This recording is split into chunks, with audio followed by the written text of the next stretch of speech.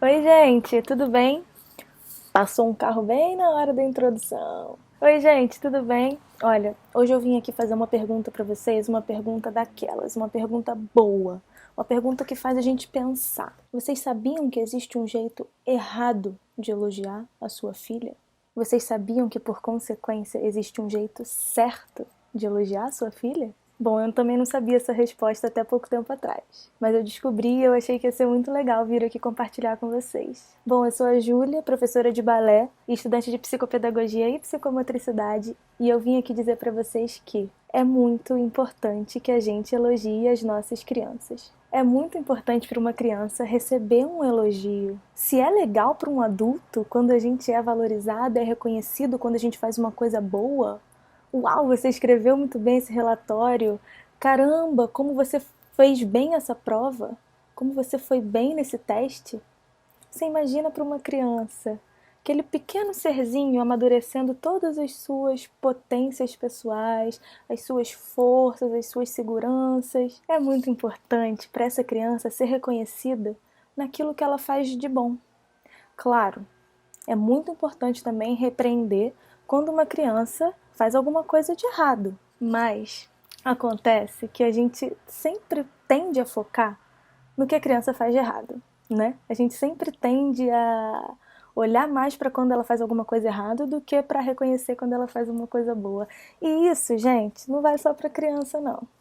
Vale para todos os nossos relacionamentos. Por exemplo, vamos falar do saque, do serviço de atendimento ao cliente. Quantas vezes você já ficou satisfeita com um serviço e ligou para falar, para elogiar esse serviço que você recebeu? Nunca, mas quantas vezes você já ficou insatisfeita com um serviço e ligou para reclamar? Muito mais vezes, com certeza.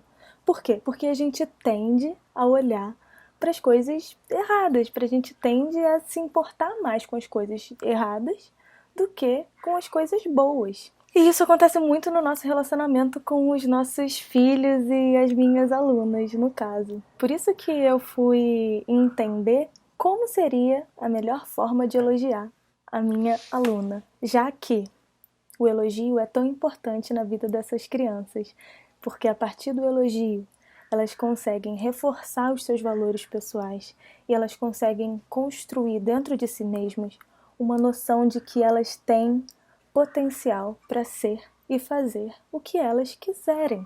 Mas isso se elas forem elogiadas da forma correta. Bom, vou aqui contar uma história para vocês para poder explicar melhor esse negócio de elogio certo e elogio errado. Era uma vez uma professora dando aula de balé para uma turma mista. Claro, como todas as turmas são. Tem crianças que são mais flexíveis e outras crianças que são menos flexíveis. E aí, nós estávamos fazendo um alongamento para aquecer. Nesse alongamento, a gente estava forçando a segunda posição. A segunda posição é o famoso espaguete, sabe? O espacá. E aí, a criança senta e abre as perninhas o máximo que ela consegue. E nesse alongamento, a gente vai caminhando para frente, com o corpo para frente, enquanto as perninhas continuam abertas. Existem crianças que já são mais alongadas e existem crianças que geneticamente são menos flexíveis. E aí eu reparei que essa minha aluna, eu tinha uma aluna que era menos flexível do que todas as outras. E aí eu estava pensando num jeito de como motivar essa criança a fazer mais. Porque, claro, ela olhava para o lado e todas as outras amigas estavam melhores do que ela, estavam indo mais ou fazendo mais do que elas. E é claro que ela se sentia desmotivada a fazer aquilo. Então, primeiro, eu precisei estabelecer que não existia competição nenhuma. Cada criança tem o seu tempo, cada criança tem o seu jeito de fazer.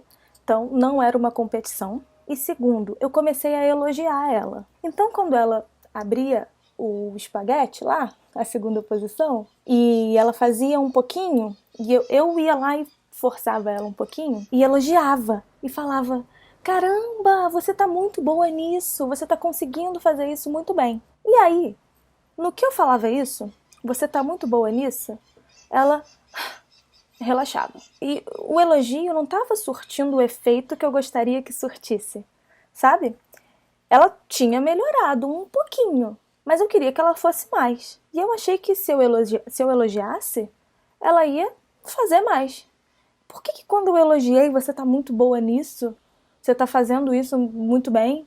Ela não melhorou, ela relaxou e ficou, ai, que bom, tô boa nisso, tá bom. No ensaio seguinte, eu elogiei da mesma forma, porque eu achei que ela estava cansada naquele dia, então ela descansou, e ela teve a mesma resposta corporal. Ah, relaxou. Ok, então já tô boa. E aí, eu pensando sobre isso, estava estudando. E até que eu caí num dos estudos de uma pesquisadora psicóloga norte-americana chamada Carol Dweck. Ela escreveu um livro chamado Mindset, muito bom, mas antes disso, ela fez um estudo na Universidade de Stanford. Nesse estudo, ela separou crianças da quinta série, 400 crianças da quinta série, e deu para essas crianças um mesmo teste, um teste de QI simples para elas. E todas essas crianças fizeram o teste e se saíram bem no teste. Só que eles separaram em 2 grupos essas 400 crianças. Então 200 para cá e 200 para cá. 200 crianças ouviram um elogio quando eles terminaram o teste. E ouviram o seguinte elogio: nossa, você deve ser muito inteligente. Você é muito inteligente para poder ter tirado essa nota. O outro grupo ouviu o seguinte elogio: uau, você se esforçou muito, parabéns pelo seu desempenho.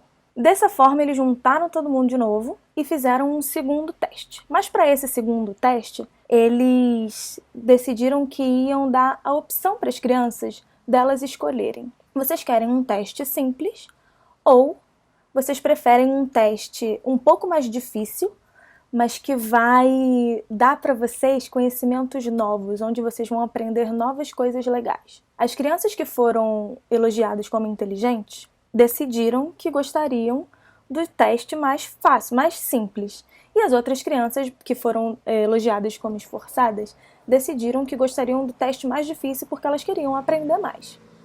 Isso feito, eles fizeram mais um teste. Nesse teste, eles fizeram uma prova super difícil, que ninguém foi bem. Nem quem foi elogiado como inteligente, nem esforçado, ninguém foi bem. Só que aqueles que foram elogiados como inteligentes nem terminaram de fazer a prova. Eles não se colocaram à prova. Aqueles que foram elogiados como esforçados foram até o fim. Não foram muito bem, mas continuaram motivados e quiseram fazer a prova até o fim. Para finalizar, eles fizeram um quarto teste, que tinha o mesmo nível de dificuldade daquele primeiro, no qual todas as crianças foram bem. E aí, sabe o que aconteceu? Aquelas crianças que lá no primeiro elogio foram elogiadas como inteligentes, tiveram a sua nota reduzida em 20%. Mas aquelas crianças que foram elogiadas como esforçadas, aumentaram a sua nota em 30%. Isso é só para dizer para vocês como um elogio mal dado pode afetar o sucesso da sua criança. Nós precisamos elogiar os nossos filhos, sim, é muito importante para que eles se sintam seguros e amparados, mas é muito importante que elogiemos as nossas crianças da forma correta. Afinal de contas, nós queremos desenvolver plenamente o nosso filho.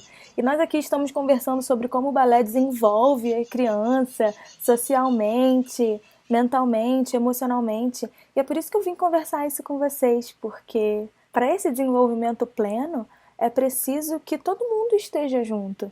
É preciso que o professor esteja alinhado com a visão dos pais, os pais estejam alinhados com a visão do professor, para que a gente possa levar essa criança para o maior desenvolvimento que ela pode chegar. Mas não só um elogio mal dado pode afetar a vida da criança, como também a forma como esse elogio é dado. A forma como nós nos dirigimos à criança quando ela nos conta alguma coisa boa, quando ela nos conta uma pequena vitória que ela teve.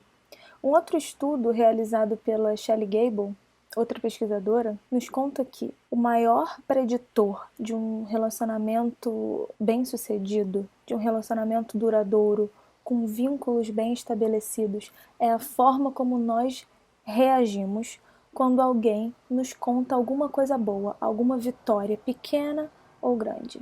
Ou seja, mais uma vez, existe uma forma correta, ou pelo menos uma forma melhor de reagir quando a sua filha sai da sala de aula, sai da sala do balé e vai te contar alguma coisa que ela conseguiu lá dentro, alguma vitória pessoal dela. Existe uma ótima forma de reagir a isso. A Shelley Gable vai estabelecer 4 tipos de comunicação. A comunicação ativa e construtiva, a comunicação passiva e construtiva, a comunicação ativa e destrutiva e a pior de todas, que é a passiva e destrutiva. Como que isso acontece? A ativa e construtiva é aquela em que você se importa com aquilo que a pessoa está te contando. Na verdade, você se importa tanto com a pessoa que você fica muito feliz quando ela vem te contar uma vitória.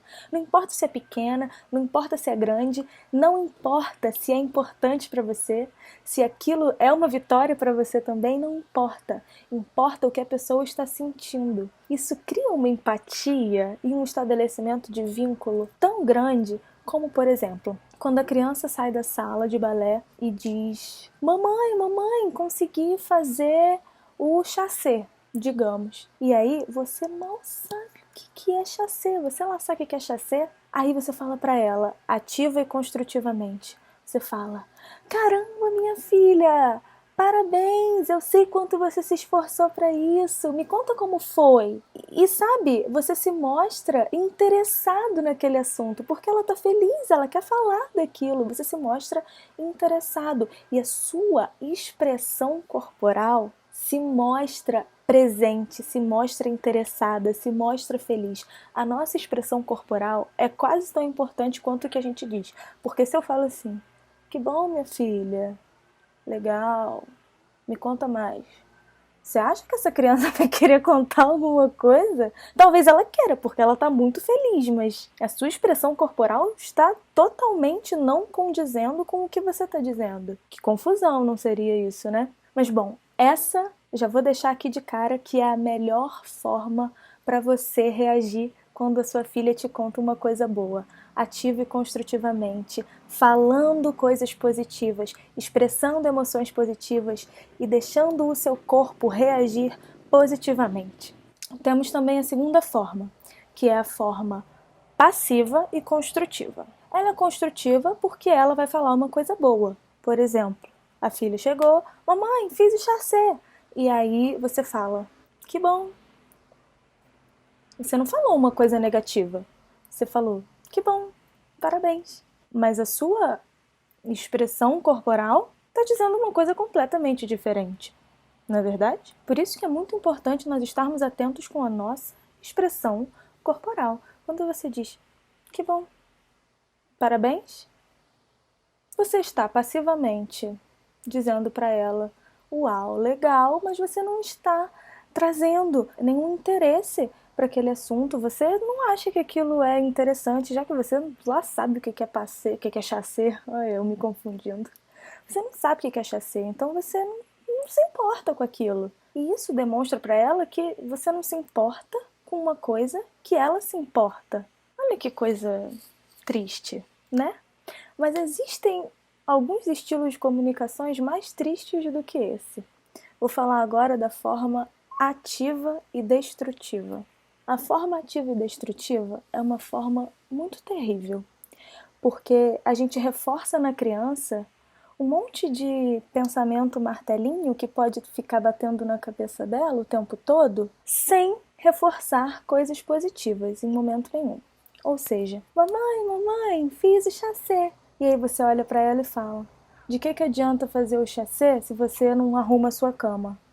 Caramba, você ativamente acabou com a alegria dela e você deixou aquilo de lado, você não se importa mesmo com aquilo. Você não está nem aí, você demonstra emoções muito negativas, extremamente negativas.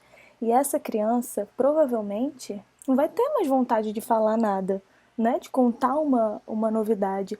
Mas pior do que isso, essa criança vai continuar batendo na cabeça dela, ou vai começar a bater na cabeça dela uns pensamentos do tipo: não adianta eu fazer nada de bom, porque eu só faço tudo errado. Eu faço tudo errado mesmo, então não importa se eu faço alguma coisa boa. Mas ainda assim existe um estilo de comunicação que é mais destruidor de relacionamento do que qualquer um desses. E esse seria o passivo e destrutivo. esse estilo de comunicação diz para essa criança que você não se importa de forma alguma. Nem para lembrar que ela não faz a cama você se importa. Ela chega para você e fala: mamãe, mamãe, mamãe, fiz o chassi.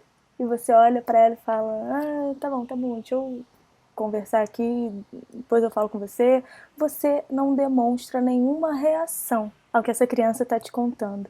Ela está vindo cheia de alegria, cheia de vontade de compartilhar com você tudo aquilo que ela aprendeu, uma vitória que ela teve, que para ela é gigantesca. Você pode nem saber o que é o chassi, mas para ela é enorme. Só que às vezes a gente passa batido e a gente não liga e a gente fala: ah, tá bom, vou continuar conversando aqui, depois eu falo.